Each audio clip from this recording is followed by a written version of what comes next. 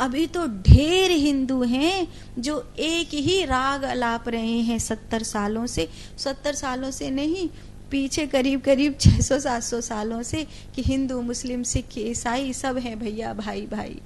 बहुत अच्छी बात है कि सब भाई भाई, मैं ये नहीं कह रही हूँ कि कोई भाई भाई नहीं है, सब भाई भाई है। लेकिन जहां धर्म का सवाल आता है वहां धर्म हिंदू, धर्म मुसलमान, धर्म सिख, धर्म जैन, धर्म यहूदी, धर्म ईसाई, ऐसे नहीं होता। जिसे धारण किया जाता है उसे धर्म कहते हैं। हर शब्द की अपनी एक धातु होती है, उसकी नियमावली होती है। तो धर्म जो शब्द है वो धैर्य से, धरती से, जो धारण करता है, धरती क्या है, धारण करती है, धैर्य क्या है, धारण करता है। धर्म उसे कहते हैं जिसे धारण किया जाता है, जिसे धारण किया जाता है वो धर्म होता है। इसलिए बाकी मजहब है, बाकी परंपरा है, बाकी एक कह सकते हैं कि एक व्यक्ति से शुरू हुई एक विचारधारा है, कि ये मोहम्मद की विचारधारा है, ये ईसा मसीह की विचारधारा है, ये गुरुओं की परंपरा की विचारधारा है। लेकिन गुरुओं की परंपरा की विचारधारा हो, चाहे वो सिख के रूप में, जैन के रूप में, बौद्ध के रूप में, या फिर इस्लाम के रूप में, क्रिश्चियनिटी के रूप में, वो जो भी गुरुओं की परंपरा से या जो उस धर्म के पीर पैगंबर या भगवान हुए, प्रभु के पुत्र हुए, उनके द्वारा जो चलाई गई है वो विचारधारा उत्तम है।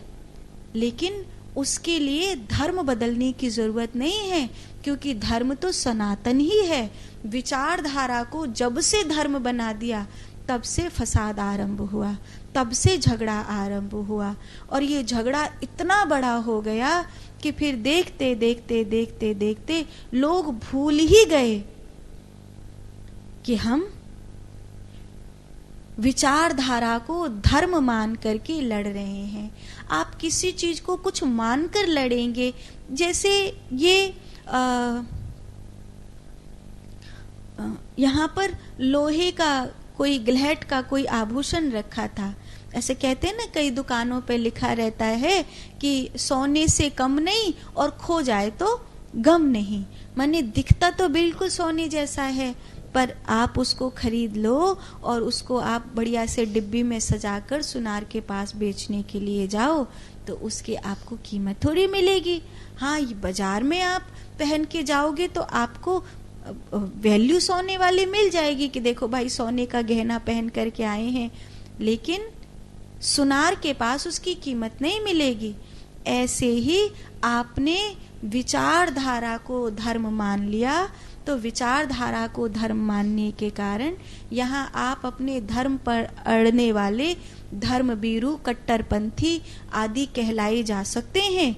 लेकिन जब आप परमात्मा के द्वार पर पहुंचेंगे तो वहाँ आपका एक ही निर्णय होगा कि एक ही धर्म था और आप विचारधारा को धर्म मान करके प्लेट में परोस करके ले गए और बेकार में लड़ते रहे, बेकार में इतनी झंझटें करते रहे।